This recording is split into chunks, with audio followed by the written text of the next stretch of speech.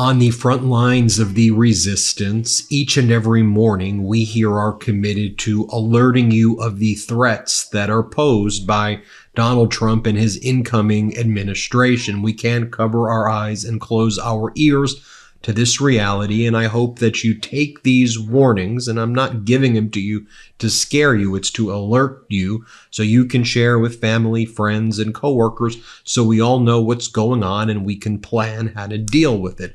So Donald Trump's top candidate to become Attorney General is an individual by the name of Mike Davis.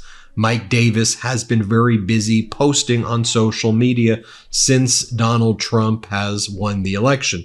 Here are the types of things that Mike Davis is posting. He says that the New York Attorney General, Letitia James, should go to a gulag. So to be very clear, the top pick for Donald Trump to be Attorney General is calling on New York Attorney General Letitia James to go to a gulag. He also is saying that he should be referred to as Viceroy Mike Davis and that he's looking for deputy badges for his deputies as well. He also posted noted as a threat next to the venture capitalist for Kamala, implying that he would go after companies. I don't know how else you can take it, who supported Vice President Kamala Harris. He also posted the following. Again, this is who would be replacing Merrick Garland if things go as they seem that they're going. Mike Davis writes, "Dear Trump job seekers, long time no chat. Before asking me for help, I'm going to ask you to provide me specific and concrete evidence of your loyalty to Trump. If you cannot provide a lot of that, stop asking me. Political appointments require both competency and loyalty." He then responds to somebody calling for January 6thers ready to be pardoned. And Mike Davis says justice is coming, implying that Donald Trump will pardon all of the January 6th insurrectionists. He also went on Benny Johnson's show earlier in the day, right-wing podcaster Benny Johnson, and said that he would put Letitia James' fat ass in prison. Again, this is the individual who would be replacing Merrick Garland, it seems, saying that he's going to put Letitia James' fat ass in prison, as he says. Here, play this clip. Let me just say this to Big Tish James, the New York Attorney General. I dare you. I dare you to try to continue your lawfare against President Trump in his second term, because listen here, sweetheart, we're not messing around this time. And we will put your fat ass in prison for conspiracy against rights. And I promise you that. So think long and hard before you want to violate President Trump's constitutional rights or any other American's constitutional rights. It's not going to happen again. We've been warning people on the show, Mike. This isn't the same Trump administration. Stop messing around. Don't rig elections. Don't illegally vote. Don't try the funny business, because we know the team this time and they are not effing around. Shifting gears, now the media thinks that it's worthy of reporting on what Donald Trump's tariffs actually mean.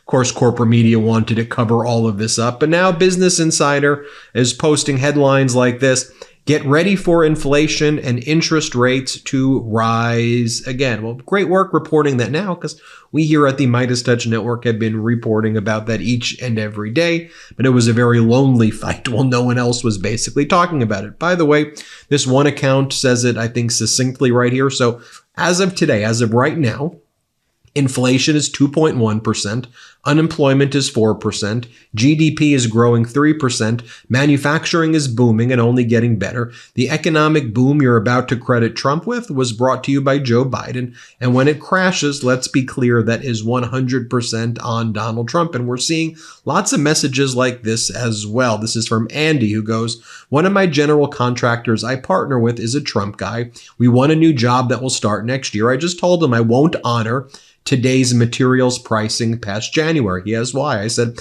tariffs could cause 100% increases in the supplies, that I would send new pricing in the spring. He said, but I have to sign the fixed price contract with them tomorrow. And there you have it. One lesson learned, 2 days too late. Too bad, so sad. Here's another story. Results have already started. This is from an American Woman Today. My husband works for a small manufacturing company here in southwestern Pennsylvania. That means most employees are Trump voters. When the president of the company sat them down today to tell them that their annual Christmas bonus would not come this year because they now need to purchase at least a year's worth of products prior to January 21st due to the proposed tariffs. They did not understand. My husband said that their president had to explain what a tariff is and how it will directly hurt the economy. They all thought the foreign company paid the tariff, not their company. This is the level of ignorance voting against their own interest here in Pennsylvania, where we failed American women and children last night. Another comment here. In construction, at the end of the day yesterday, we received an email from our CEO, price increases beginning on December 6th. I don't even want to think about the custom glass skylight price hike that is coming. Their quotes are only good for 10 days. I've also reported that RFK Jr. Seems poised to take on some advisory role and get rid of vaccines, ban vaccines, and also ban fluoride in water. That's what they're going with, banning fluoride in water. But here's a table indicating, just so you can see, how vaccines have been one of the most successful achievements in the history of human health. But Donald Trump is now putting RFK Jr. in charge of that and in charge of women generally. Should be noted, too, that the January 6th insurrectionists feel that Trump is going to pardon them all on day one. A judge has denied a January 6th defendant's bid to stave off sentencing in the hope of receiving a pardon for Trump. At least this federal judge has stood up to this January 6th insurrectionist and said the potential future exercise of discretionary pardon power is irrelevant to the court's obligation to carry out the court's legal responsibilities today.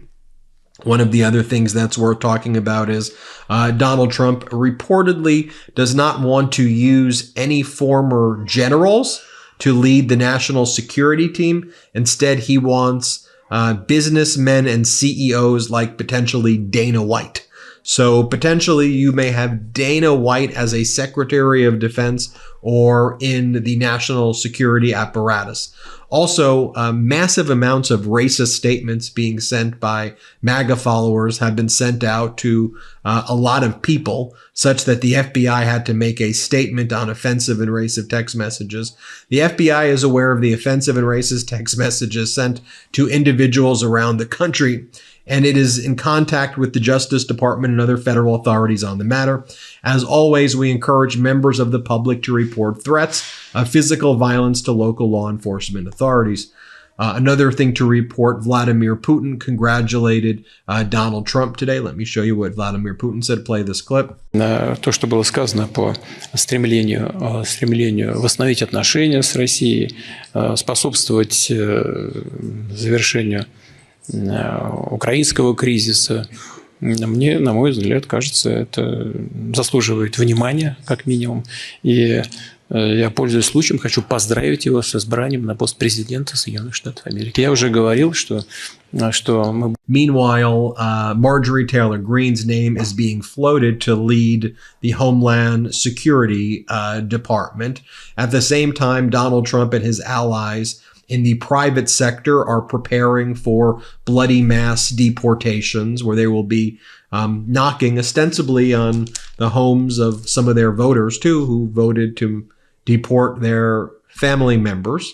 If you don't believe me, I'll show you in a second so you can see what, again, Donald Trump's top AG pick is saying that they're going to do.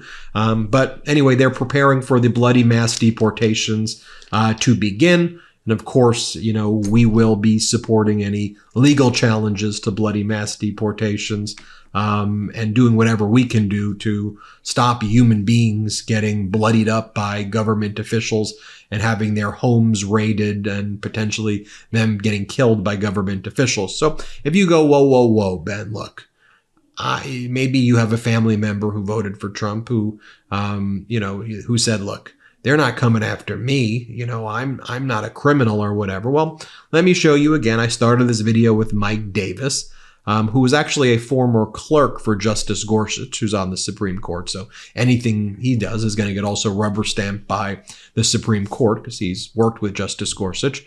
And so just so you can hear what Mike Davis is saying about the mass deportations, he goes, there's a list. It's about 10 million people and growing, and anchor babies also. So even if you were here legally, you're gone too.